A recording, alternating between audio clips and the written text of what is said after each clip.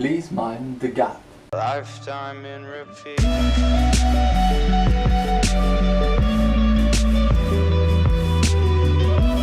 Guys, have you got on a train in London? Well, I've had to do this a couple of times, and believe me, it can be so annoying. And before you go off about how this is only UK based, I'm sure some other people can relate because trains can be annoying at the best of times. So what's annoying? Well, let's start with waiting for the frickin' thing. So really when you're waiting, one of two things is going to happen. Number one is when you walk to the platform, the train is already there. It's now your job to sprint that shit like you've never sprinted before. Snapping and wrecking yourself on the way, of course. Get out!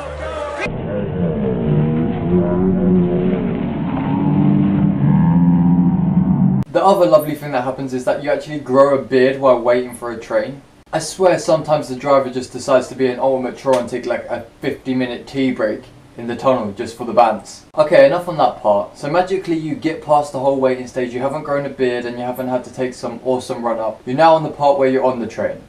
It's never an empty train. It's always that one where you're looking and you can see everyone crowded on, and it's now your time to take the run up and jump and just hope that you push some people back so you can get in. Smashing some dude's book flying out of his hand upon impact. The things you do to get places. Okay, so if you're really lucky guys, 1 in a million, there might be a seat available for you, but the general thing is that you are going to be standing up. So what do you hold on to? Well, there are a couple of options here. You got the pole by the door, which is a little risky. It's a little risky because you never know with a train what side is it going to be, the left doors or the right doors that are going to open. So if it's your side, everyone's going to coming in and everyone's going to come out, and you're just going to be splattered against the door, and it's just not going well for you. You also have the crossbar pole above you. Not good if you have smelly pits. If the train breaks all of a sudden and someone comes flying at you, you're going to be paying nose therapy bills for a very long time, my friend. Then there's the pole that's just in the middle in front of everyone because everyone wants to be a stripper on a train. On that pole you also have people holding on as well, so you have to carefully place your hand not where the other people's are. So it's like those games in baseball where you decide who starts and you do that and the first person is to start. But you have to be careful because especially if you're not looking, you could gently caress someone's hand and give them the absolute wrong meaning. So you survive the people dodging pole grabbing experience.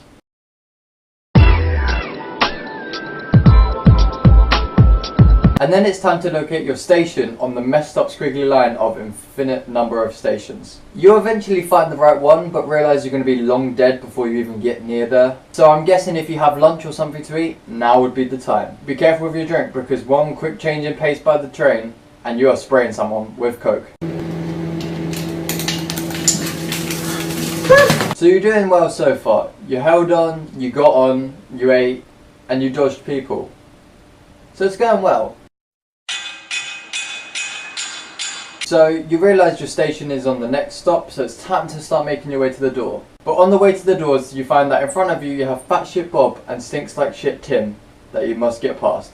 This is not an easy task. You could either go to Stink Tim and pay your own nose therapy bills, you could go to Fat Bob and just absolutely get catapulted out of the train by his many rolls, more rolls than a bakery. Like, it's ridiculous. So you squeeze past those and you probably smell like you've just climbed into the driver's arse crack, but it's fine guys, you're on your way out. You're right against the door and the station comes in.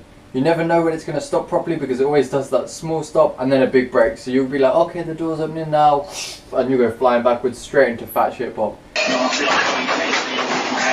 And you know, he's kind of getting the wrong idea right now because he's kind of thinking, this guy wants me. It's not a good look. So you step out onto the station and it's usually the station that you obviously want because you wouldn't get out otherwise. But it's never usually a covered station, it's always an outside station.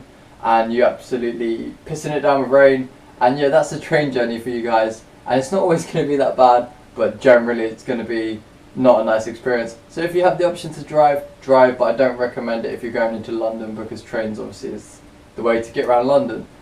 Also for the people, my fans that are not in London or even UK for that example, I'm sure some of your trains over there are annoying as us. We can't be the only ones to have drivers that just break for the fun of it. You know, pole dancing people, stinky pit people, and people that smell like you just climbed into their ass crack. It's amazing guys, the stuff we put up with just to get to work or to our capital or to somewhere nice. But hey, I guess it's worth it. But yeah, I hope you can relate to this video guys, and I'll see you next video. And I'll see you next Sunday with another video. Peace.